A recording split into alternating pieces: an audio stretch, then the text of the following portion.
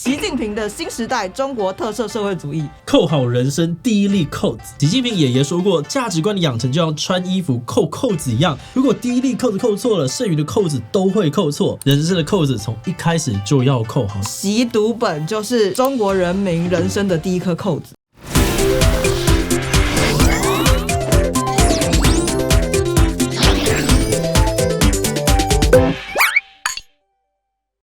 Hello， 大家好，我是志奇。那大家知道，从去年的9月的新学期开始，中国从小到大学生都被规定要学这个习思想吗？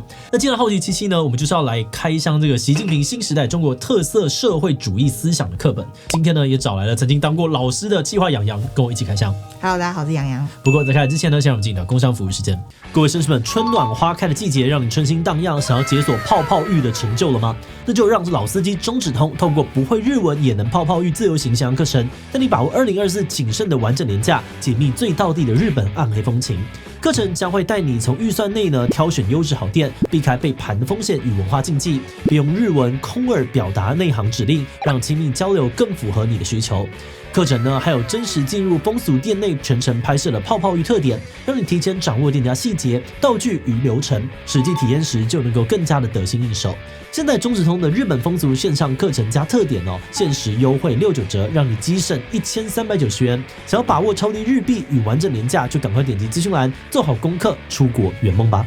但今天开始之前呢，想要请志奇先帮大家介绍一下，到底什么是习读本。习读本其实是他们的新教材啊。中国在去年8月的时候，由这个中共中央宣传部宣布说，习近平新时代中国特色社会主义思想概论已经在28日发行哦，并且呢会从这个9月开始成为小学到大学的教材。那有很多的中国网友听到这个消息，都庆幸自己毕业的早，甚至还有人讽刺习思想呢是要入脑、入心、入魂。而且我自己在看到这个消息的时候，也是觉得说哇，很酷哎，因为以前光是听到说具有中国特色的社会主义，就已经觉得说哇，这个东西已经很难懂了。现在还更长，习近平的新时代中国特色社会主义。然后呢，我就觉得非常非常好奇，到底中国要怎么诠释这件事情？所以我们那时候就一直想要把他们的课本买来开箱看看。然后我们下定了2次，就从淘宝下定，可是他一直都送不过来，不知道为什么，好像卡在某个地方，他就是没有要寄过来的意思。明明我们有订了，这是锅吧，不能剪这个。但没有关系，反正我们最后还是辗转的透过了一些关系借到了这些课本。它有分成小学低年级的版本，还有小学高年级的版本、初中版本跟他们的高中版本。可以跟大家介绍一下，就是他们的封面设计。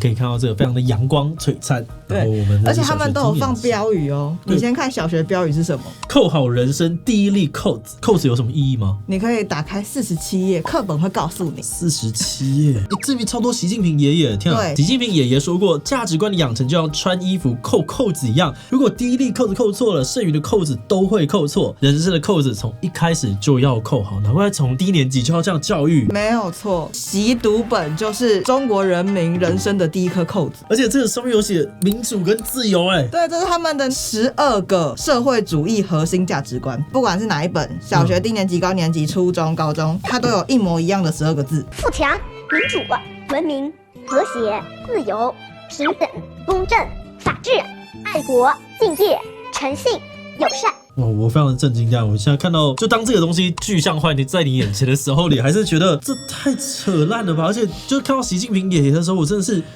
党的总书记习近平爷爷时刻牵挂着广大人民群众，他经常来到人民群众中间关心大家生活，少数民族群众的家里，风雨交加的码头上留下了他的身影。我觉得在小学低年级这本里面，就是爷爷的形象很鲜明，他把它弄得很亲切。你看刚刚就算是他要叫你把第一颗扣子扣好，他也是感觉用一种很邻家爷爷提醒你的方式在告诉你。再来我们可以看到高年级，他告诉你说，幸福都是奋斗出来的。从小学就要开始奋斗。应该要努力向上，好好打拼。一打开又是满满的习近平。可以看一下，就是低年级的课本都还算好读，但可以从初中开始，你就可以发现内容增加很多，就跟我们熟悉的课本长得越来越像了。他们小学到初中会有一堂课叫做道德与法治，一个礼拜里面有2堂课，就有点类似我们的社会课啦，就是一个礼拜大概有2节的社会课。那再到初中呢，感觉上就开始有东西要背了，它有很多的口号，开始把它跟历史整合在一起。这边已经开始讲到美国了，什么什么战争让世界很不安啊。对，感觉就有很多大家可能稍微比较熟悉一点的内容。这边有一句话：习近平，我们要高举和平发展、合作共赢的旗帜，坚定不移走和平发展道路。你讲的。你发现一个重点，翻一翻每一本，看看它每一本里面都有超多金句，但你仔细的看每一个金句讲的人是谁，讲的人都是习近平啊，而且他是全部他有超多这种金句格，你看又来。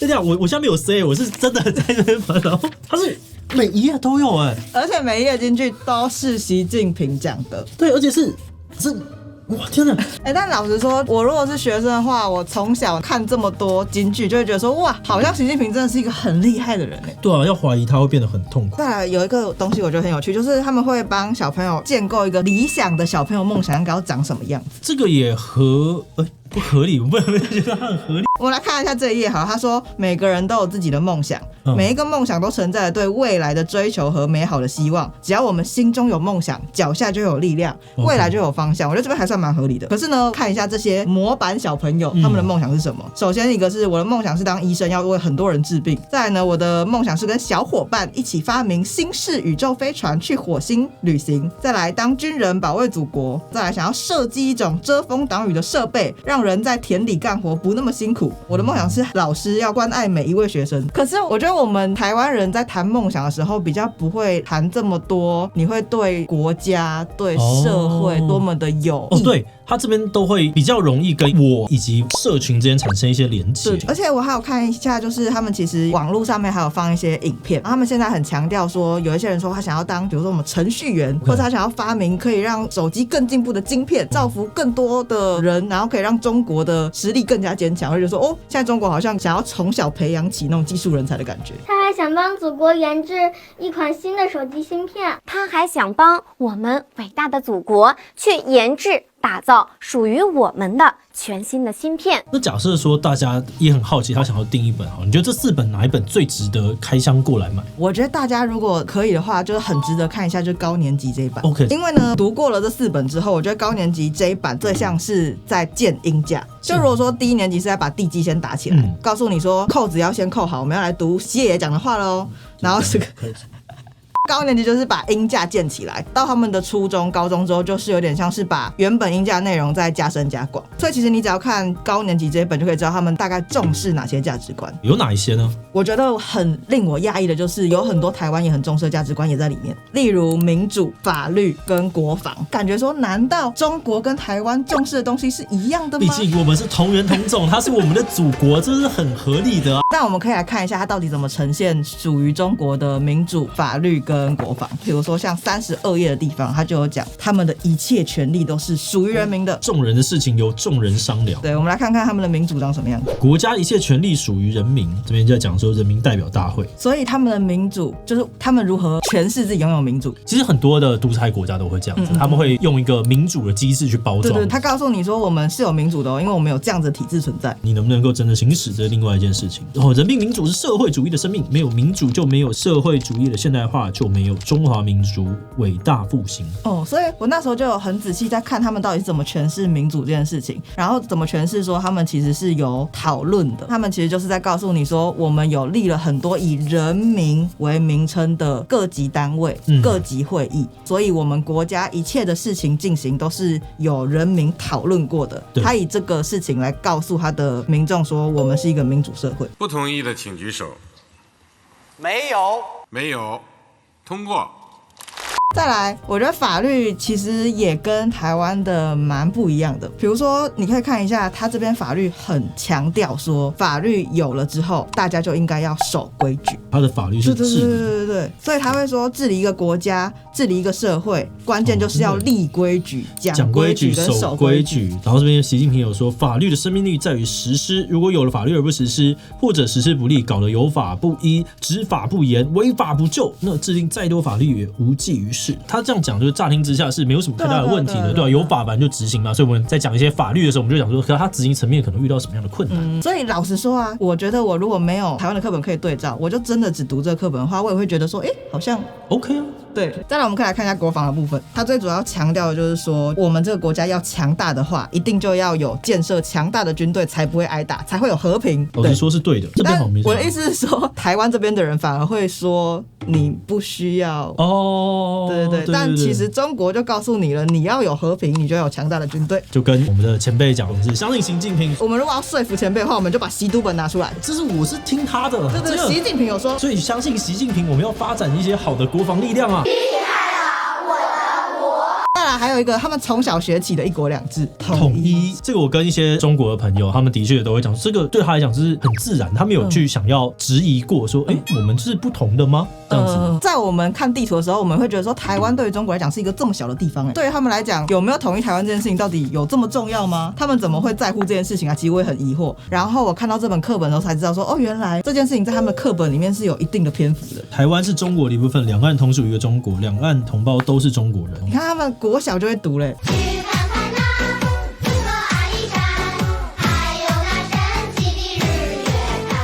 那我们可以来看一下，那到底一样都在讲民主跟法律好了，台湾会怎么讲？就其实篇幅也很少，这是已经是5年级的课本，然后他介绍法律的部分大概就是4页左右。可是他首先告诉你的是法律会影响到我们的生活，而且他先给你的例子是一些法律可以更改的例子，就是原住民他们如何拿回他们的名字。先告诉你的是法律是可以修改的，对照起刚刚那一个法律就是要守规矩，概念就有点不太一样。所以这边就已经先给你一个概念，说法律会时代可能有改变了。对，而且再来他告诉你的是法律它会保障不同族群的权利，保障跟守规矩真的是不一样的。然后比如说他刚刚告诉你不同族群会被保障嘛，然后法律还会保障儿童跟少年的权利，所以你小学读的时候就知道说，哦，法律会影响到我小朋友服务这样子，位阶关系不一样，法律对人民或者是人民应用法律。再来他还告诉你，不只是在现实社会中要守法而已，你在网络上也应该要守法。再来呢，他还会跟你说，法律会限制人们的行为，没有错，可是除了人民之外，连政府也需要，对，都需要遵守法律。它只有4页内容，可是你就可以发现，它叙述的角度好像跟中国确实是不一样的。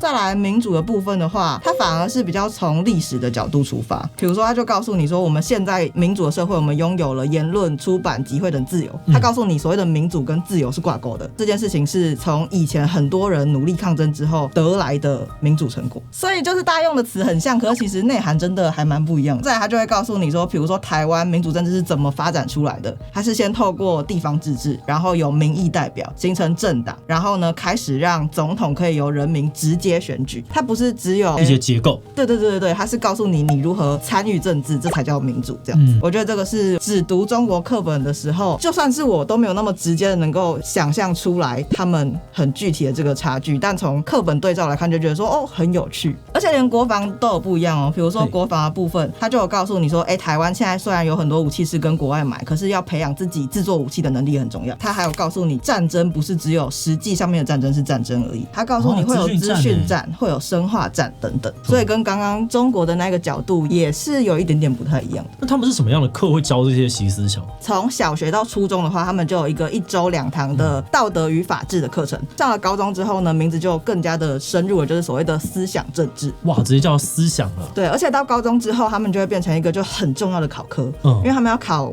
大学是高考嘛，跟以前的三民主义可能很像。对，他们在高考里面思想政治就是一个科目。比如说你如果是文组的话，通常就要选考这一科，因为他们除了主科之外，副科总共有6科，那6科是要6选3的。那文组的科目有3个，理组的科目有3个，所以你读文组的话，可能通常都会选到就是这个科目。然后我觉得考试真的还是蛮背诵的。这边是2024年普通高校考试的思想政治广西卷。然后我们来看一下第2题。2023年全国宣传思想文化工作会议提出，布拉布拉布拉布拉，哇，我觉得超难回答的。他问你说，习近平文化思想是对当今时代之问、世界之问和人民之问的全面回答吗？而且他是直接给出说，习近平总书记在新时代文化建设方面的新思想、新观点、新论内涵十分丰富，他已经给他一个评语，论述极为深刻。对，就是他上面已经告诉你这个习近平思想多么的深刻多么的伟大了，但这个思想还能怎么样呢？最后面要给他个总结嘛，他要跟你说哪一个总结是对的。来，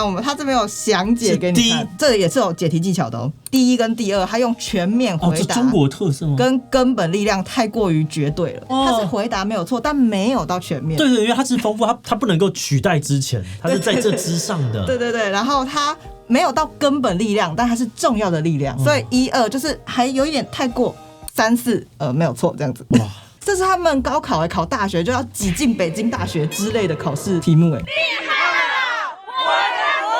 今天看完这个习读本之后，你有什么感想吗？我觉得第一个最基础的是看完之后，你就能够理解为什么有那么多的中国人，他们对于统一台湾是有执念的，因为他们就从小就这样学啊，好像是理所当然的事情。对啊，因为他的认知就是长这样，那你要切换其实很难，所以台湾就是中国神圣不可分割的一部分。从这个角度来讲，好像你稍微能够理解那些中国人为什么会、听到之后会有反弹，因为他就是已经有既有认知，他产生一个认知落差，所以没有人要跟你战，那你要找到一个足够大的理由去说服他。对，所以老实说，假设他们能够来看看台湾的课本，应该也不错。所以我自己反而是在看完两边的课本之后，感觉到蛮真实的差距。因为我们只看课本的标题的时候，会觉得说，好像两边在乎的事情蛮一致的，我们都在乎民主，在乎自由，在乎法律，在乎国防。但我们详细去看里面怎么叙述的话，才会发现里面强调的重点其实不一样。没错，例如在中国，他们强调的主词都会是国家，比如说他们会说要先有中国梦，才会有我的梦，或者是他们会说一定要有强大的中国，这个强大的中国呢会是由党建设起来的，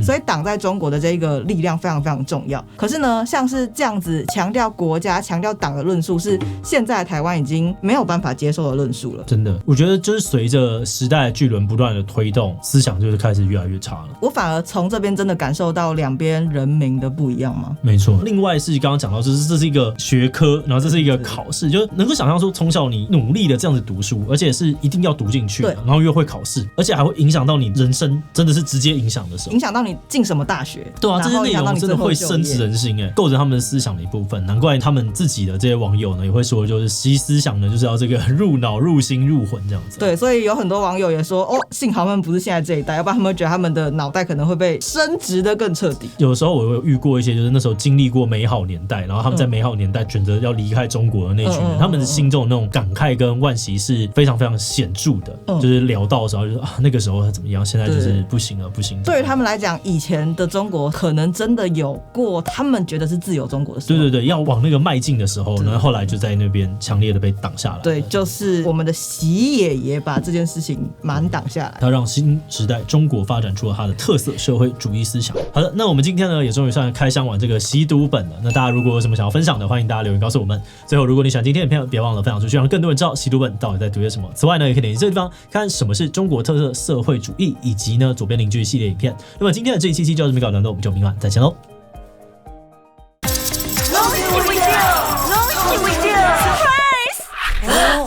祝大家龙心大喜，新年迎新机最高值2000元，多点财神器送哈密 Point18000点，好运人人有，上网量加码送哦！走春最 lucky， 国际漫游畅享天天价，中华有心，龙心大喜，龙心为奖励，永远走在最前面。中华电信。